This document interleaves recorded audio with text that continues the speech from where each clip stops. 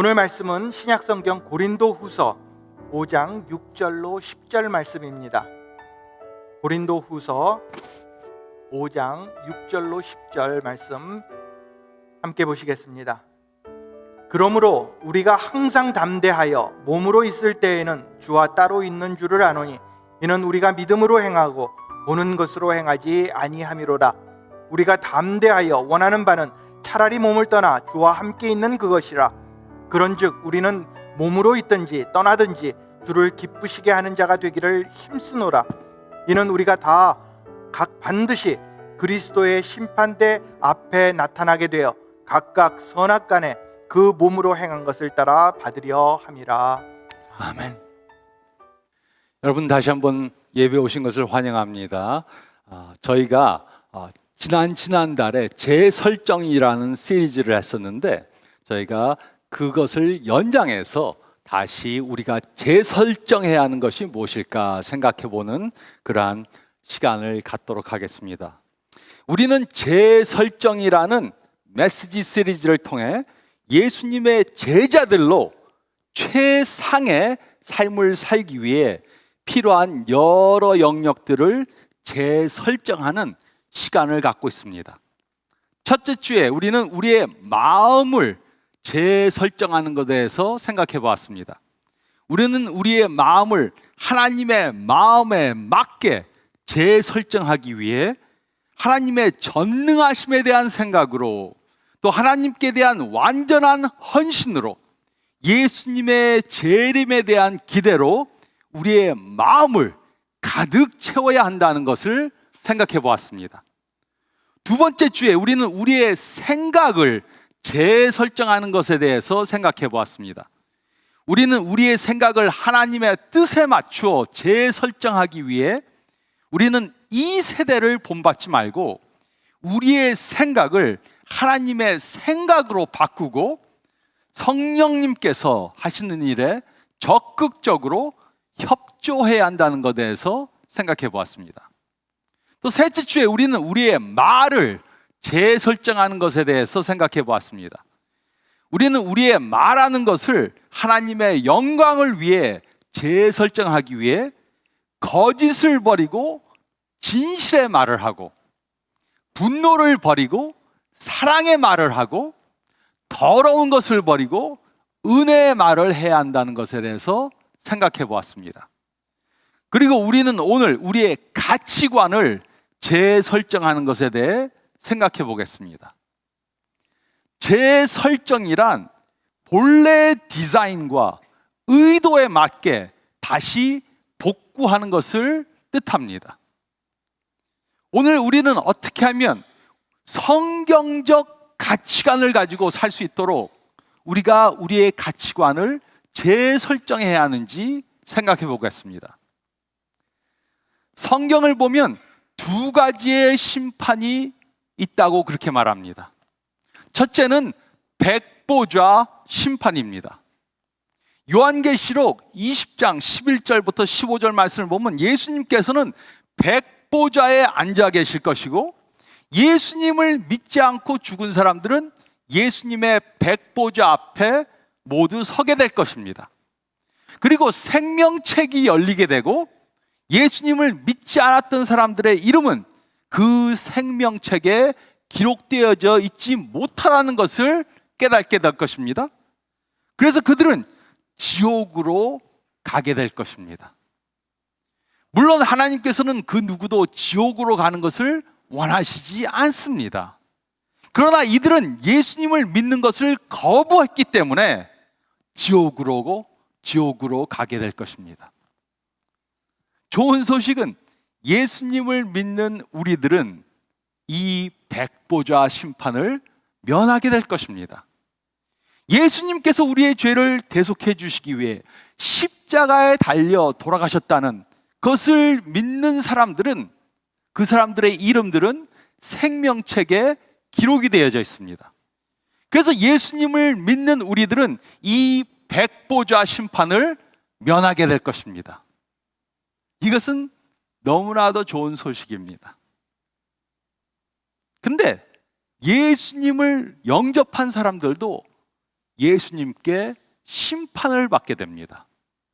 이 두 번째 심판은 바로 그리스도의 심판 대 심판입니다. 그리스도의 심판 대 심판. 이 심판은 우리의 구원의 여부를 가리는 심판이 아닙니다. 그 대신 이 심판은 우리가 받을 상급을 가리는 그러한 심판입니다. 고린도후서 5장 10절은 다음과 같이 기록했습니다. 이는 우리가 다 반드시 그리스도의 심판대 앞에 나타나게 되어 각각 선악간에 그 몸으로 행한 것을 따라 받으려 함이라. 사도 바울은 믿는 사람들한테 말했습니다. 우리는 백보자 심판은 면하게 되겠지만, 왜냐하면 예수님을 믿고 천국에 가게 돼 있으니까. 하지만 우리가 행한 일들에 대해서 상급을 받는 예수님의 심판대의 심판은 우리가 받게 된다는 것을 말해 주었습니다. 우리는 매일 여러 가지 일들을 행합니다.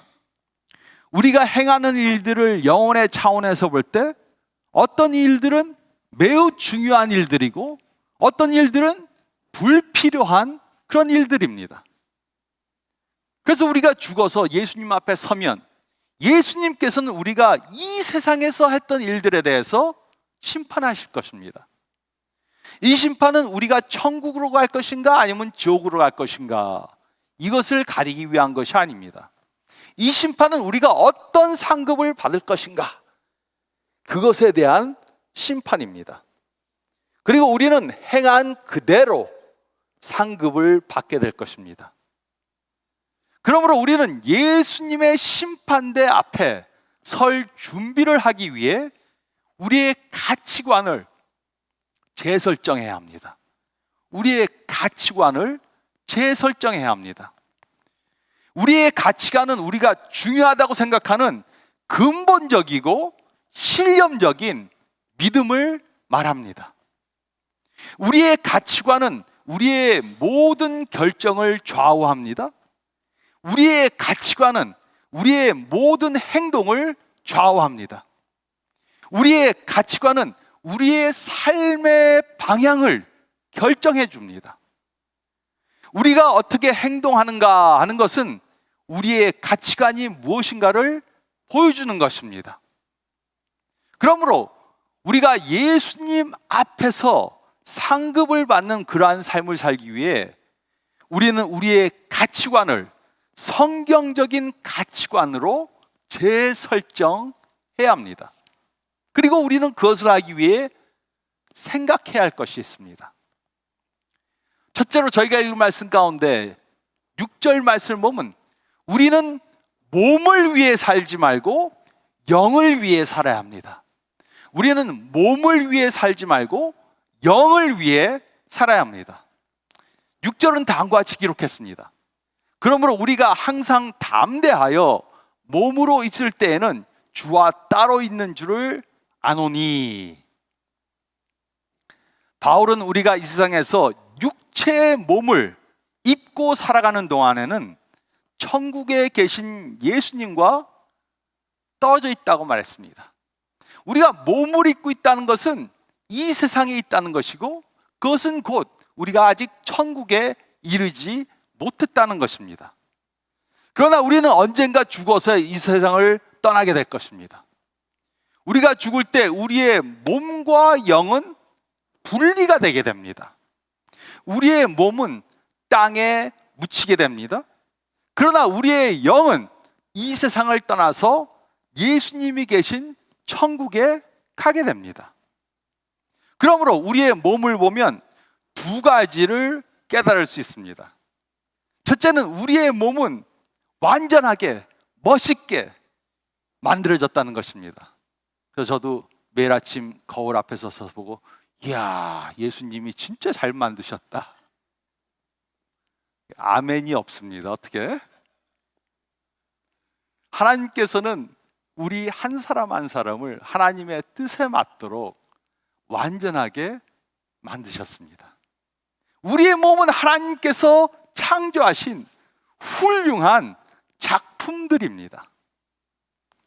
근데 둘째는 그럼에도 불구하고 우리의 몸은 영원한 것이 아니라는 것입니다. 우리의 몸은 나이가 들어갈수록 망가져 갑니다. 그래서 누구나 나이가 들면 몸이 전과 같지 않다는 것을 느끼게 되고 또 자주 병에 걸리게 됩니다. 제가 건강검진을 받으러 병원에 가서 의사 선생님한테 요즘 여기가 쑤시고 여기가 아프고 여기가 저리다 그러면 의사 선생님은 저에게 나이가 들면 다 그렇게 되는 것입니다. 항상 이렇게 말씀하십니다. 몸이 늙고 병이 드는 것은 자연적 현상입니다. 그리고 우리가 죽으면 몸은 땅에 묻혀서 흙으로 돌아가게 됩니다. 그러므로 우리는 우리의 몸이 영원하지 않다는 사실을 깨달아야 합니다. 그러나 대부분의 사람들은 우리의 몸이 천년 만년 영원할 것처럼 엄청난 투자들을 해야 됩니다. 아마도 한국 사람들처럼 몸에 신경을 쓰는 사람들도 전 세계에 아마 그렇게 많지 않을 것 같습니다. 그래서 별난 성형수술을 다 받습니다. 대한민국을 명실상부한 성형천국이라고 그렇게 부릅니다. 저도 강남에 이렇게 머무른 적이 있는데 강남에 가면 호텔에 가면 아침밥 공짜로 주니까 제가 이제 밥 먹으러 가면 전부 다 붕대를 칭칭 갖고 온 사람들이에요. 외국 사람들도 한국에 와서 성형수술 받고 거기에 머물면서 그렇게 있으니까는 와, 엄청 째고 바르고 붙이고 깎아내고 별짓을 다 합니다. 쌍꺼풀 수술, 코 수술은 기본이고요. 턱도 깎아내고 키를 크게 하려고 호르몬 주사도 맞습니다. 뭐 꼭 나쁜 것은 아니겠지만 아무리 그렇게 치장을 하고 수술을 해도 몸은 영원히 살지 못합니다. 영원한 것은 우리의 영입니다. 물론 사람들은 언젠가 죽게 될 것이라는 것을 잘 압니다. 그래서 어떤 사람들은 죽지 않기 위해서 안간힘을 씁니다. 그래서 몸에 좋다면 산삼, 녹용, 요즘은 또 양파 껍질 다 먹어봅니다. 어떤 택시 기사님이 한국의 택시 기사님이 이렇게 말을 하는 것을 들었습니다. 그분은 제가 물론 목사인 것을 몰랐습니다. 그래서 그분이 목사들에 대한 험담을 하면서 이렇게 말했습니다. 목사들은 천국이 좋다고 설교는 하면서 자기는 죽지 않으려고 몸에 좋다는 것은 얼마를 내고라도 다 사 먹는다고 그렇게 저한테 말했습니다. 물론 몸을 위해 투자하고 몸을 잘 간수하려고 하는 것은 잘못된 것이 아닙니다. 그런데 썩어질 몸을 위해 온갖 방법과 물질을 투자하는 것보다 우리는 영원한 영을 위해 모든 것을 투자해야 합니다. 죽을 몸을 위해 치장하는 것보다는 영원한 영이 새롭게 되고 우리의 영이 깨끗해지고 우리의 영이 하나님을 더욱더 사랑하게 만들기 위해서 우리는 그것에 중점을 두고 그것을 위해 노력해야 하는 것입니다. 그러므로 한번 질문해 보시기 바랍니다. 나는 나의 몸에 관심을 두는 그러한 삶을 살고 있는가? 아니면 나의 영이 새롭게 되는 것에 관심을 두고 초점을 두고 살고 있는가? 우리가 하나님 앞에서 예수님 앞에서 상급을 받는 그러한 삶을 살기 위해 우리는 몸을 위해 살지 말고 영을 위해 살아야 합니다. 몸을 위해 살지 말고 영을 위해 살아야 합니다. 또 둘째로 우리는 물질을 따라 살지 말고 믿음을 따라 살아야 합니다. 우리는 물질을 따라 살지 말고 믿음을 따라 살아야 합니다. 7절은 다음과 같이 기록했습니다. 이는 우리가 믿음으로 행하고 보는 것으로 행하지 아니함이라. 바울은 믿음을 따라서 행했고 지금 당장 눈에 보이는 현실을 따라, 물질을 따라 살지 않았습니다. 그리고 사도 바울은 이 말씀을 통해 우리도 믿음을 따라 살고 눈에 보이는 세상의 것들을 따라서 살아서는 안 된다고 그렇게 말한 것입니다. 그런데 바울이 이렇게 산 이유가 무엇입니까?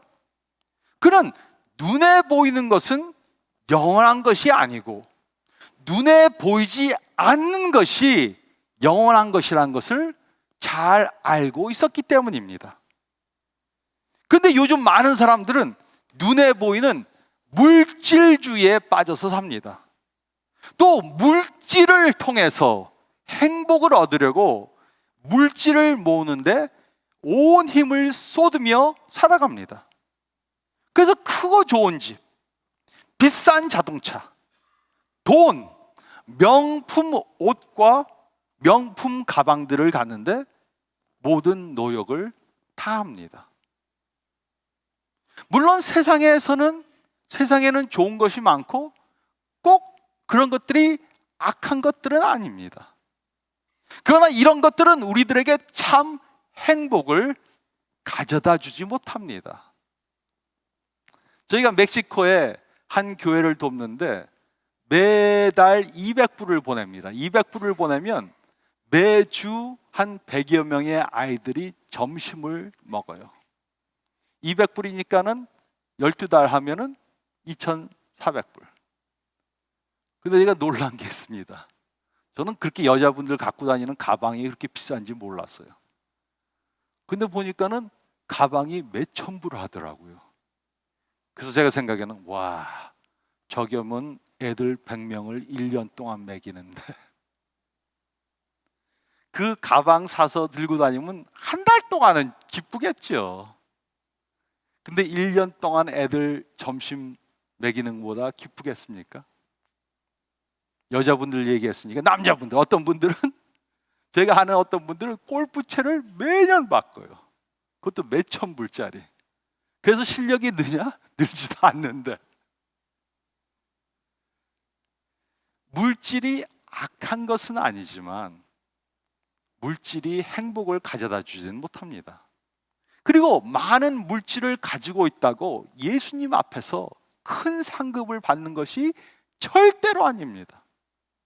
그 대신 예수님께서는 우리가 믿음으로 행한 것들을 위해서, 믿음으로 행한 것들에 대해서 상급을 주실 것입니다. 그래서 우리는 눈으로 보는 것을 위해 살아서는 안 됩니다. 그 대신 눈에 보이지 않는 하나님의 나라를 위해서 믿음으로 살아야 하는 것입니다. 우리는 이것을 어떻게 할 수 있습니까? 물질주의의 가치관을 재설정하는 방법이 있습니다. 그것은 바로 하나님께서 우리에게 주신 물질을 하나님의 나라를 위해 사용하는 것입니다.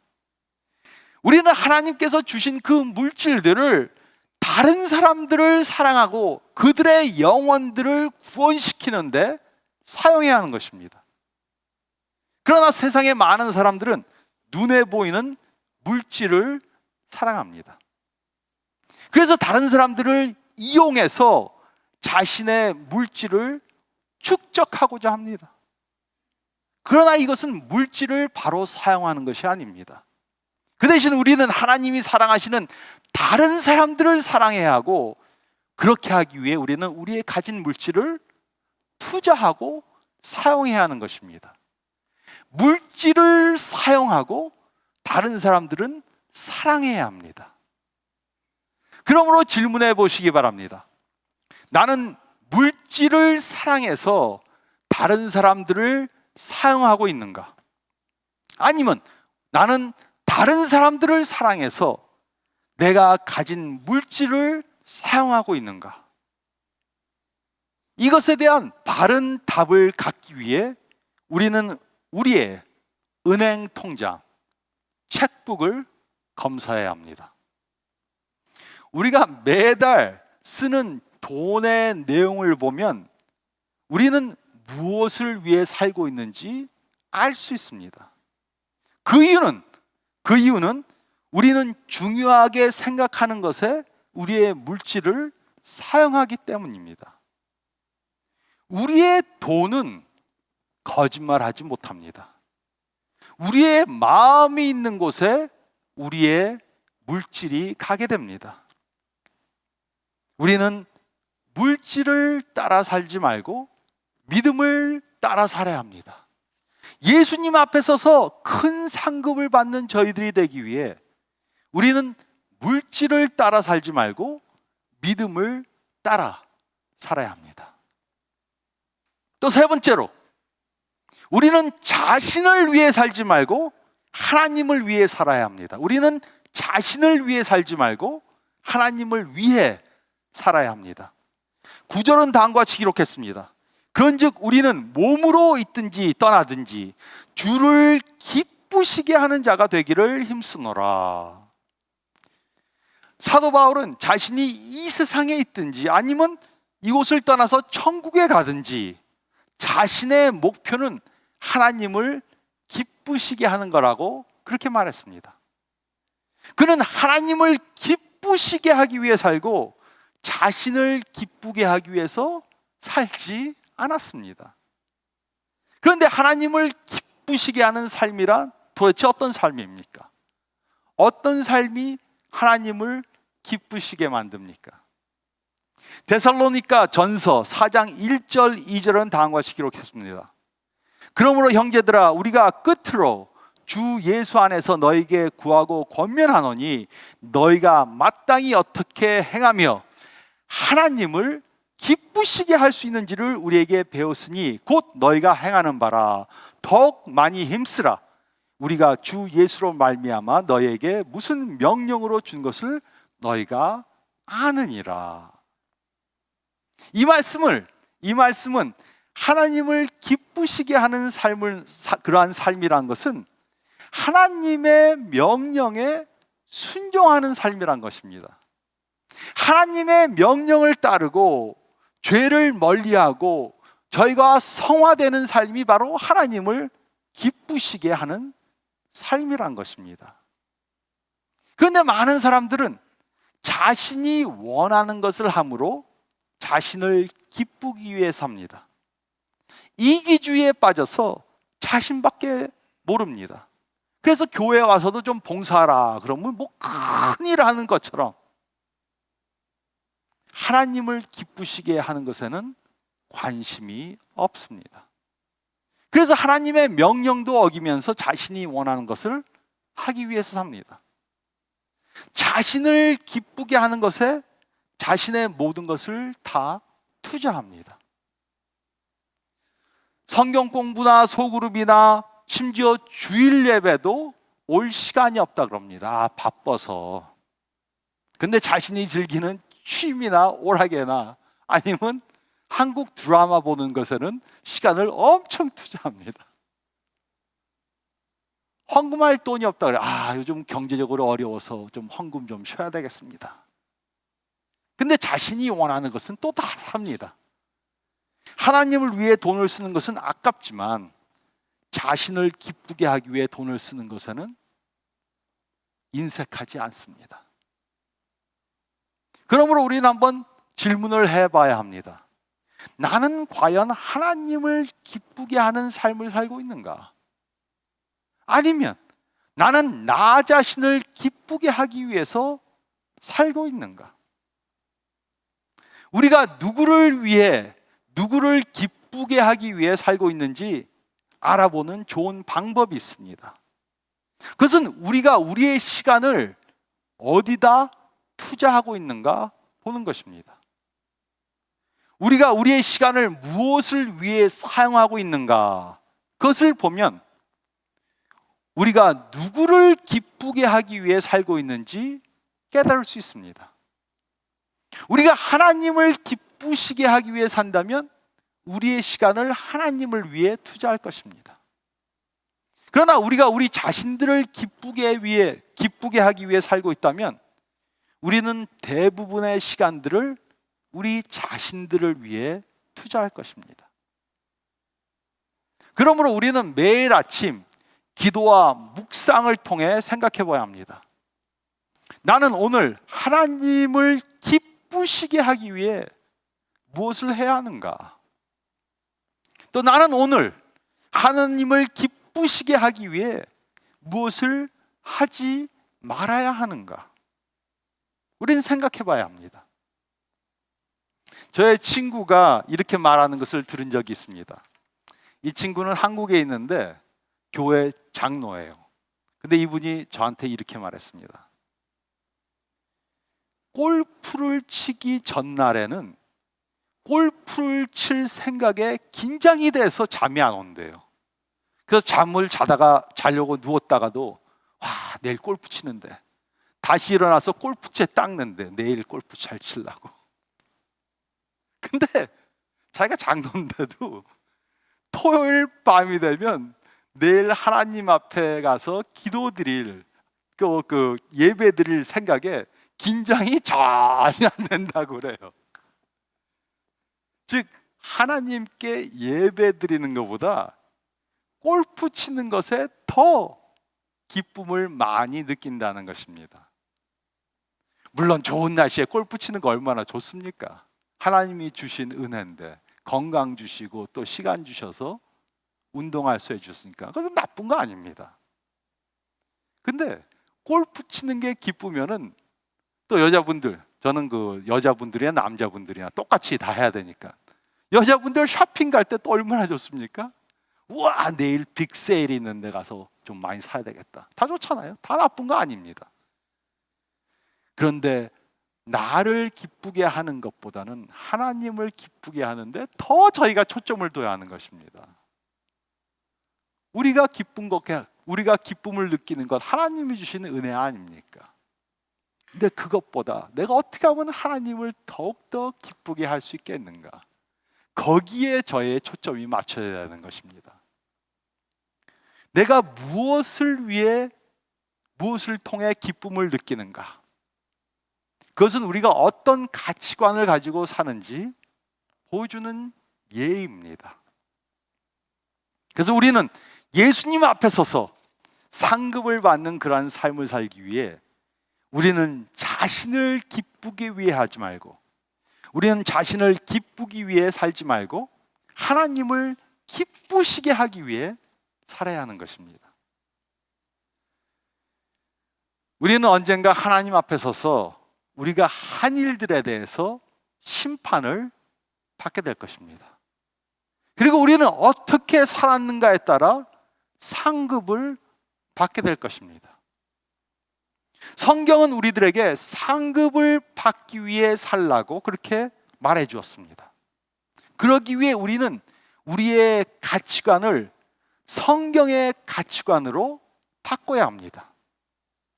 우리는 우리의 가치관이 현세주의적이고 물질주의적이고 이기주의라면 우리는 우리의 가치관을 성경적인 가치관으로 재설정해야 합니다. 우리는 우리의 가치관을 몸을 향한 것에서 영을 향한 것으로 재설정해야 합니다. 우리는 우리의 가치관을 물질을 향한 것에서 믿음을 향한 것으로 바꿔야 합니다. 또 우리는 우리의 가치관을 나를 향한 것에서 하나님을 향한 것으로 바꿔야 합니다. 이래야만 우리가 하나님 앞에 서서 착하고 신실된 종이라는 말을 듣고 하나님께, 예수님께 큰 상급을 받게 될 것입니다. 이렇게 우리의 가치관을 재설정함으로 예수님께 큰 상급을 받는 저와 여러분들이 되시기를 우리에게 큰 상급 주실 예수님의 이름으로 축원드립니다.